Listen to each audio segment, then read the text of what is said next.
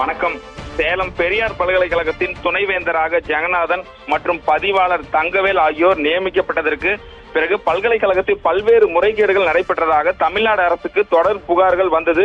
உயர்கல்வித்துறையின் அரசு கூடுதல் செயலாளர் பழனிசாமி தலைமையில் 2 பேர் கொண்ட விசாரணை குழுவை தமிழ்நாடு அரசு நியமித்தது.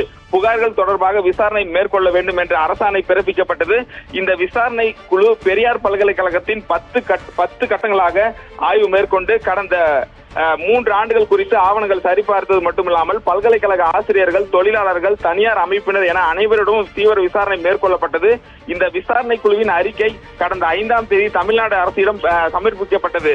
இதில் பெரியார் பல்கலைக்கழகத்தின் பதிவாளராக பொறுப்பு வகிக்கும் தங்கவேல் மீது சுமத்தப்பட்ட பல்வேறு குற்றச்சாட்டுகள் உறுதி செய்யப்பட்டதாகவும், குறிப்பாக கணிதத்துறையில் முனைவர் பட்டம் பெற்ற பேராசிரியராக இருந்த தங்கவேல் பெரியார் பல்கலைக்கழகத்தில் கணினி அறிவியல் துறை நியமனம் செய்ததில் முறைகேடு நடந்திருப்பதும் என்றும், அதாவது கணினி அறிவியல் துறைக்கு தேவையான உபகரணங்களை ஒரே நிறுவனத்தில் வாங்கியதும், அது அந்த நிறுவனமானது அவர்களின் உறவினரின் நிறுவனம் என்றும் கண்டறியப்பட்டது. தொடர்ந்து இந்த குழுவின் அடிப்படையில், அதாவது பழனிசாமி குழு மேற்கொண்ட உத்தரவில் தங்கவேல் மீது சுமத்தப்பட்ட அனைத்து புகார்களும் உறுதி செய்யப்பட்டதை அடுத்து இவரை பணி நீக்கம் செய்ய உயர்கல்வித்துறை சேலம் பெரியார் பல்கலைக்கழகத்தின் துணைவேந்தருக்கு உத்தரவு பிறப்பித்தது.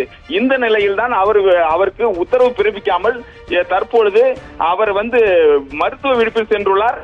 குறிப்பாக இன்று ஆட்சி மன்ற கூட்டம் நடைபெற உள்ளது.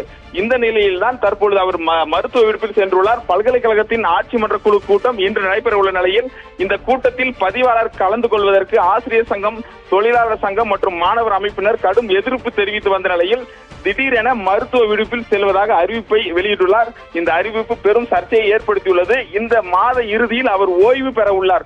ஓய்வு பெற முன்னவே அவரை பணி நீக்கம் செய்ய வேண்டும் என்று தமிழக அரசு, அதாவது துணைவேந்தருக்கு உத்தரவை பிறப்பித்த நிலையில் தற்பொழுது அவர் மருத்துவ விடுப்பு சென்றுள்ள சம்பவம் பெரும் பரபரப்பை ஏற்படுத்தியுள்ளது.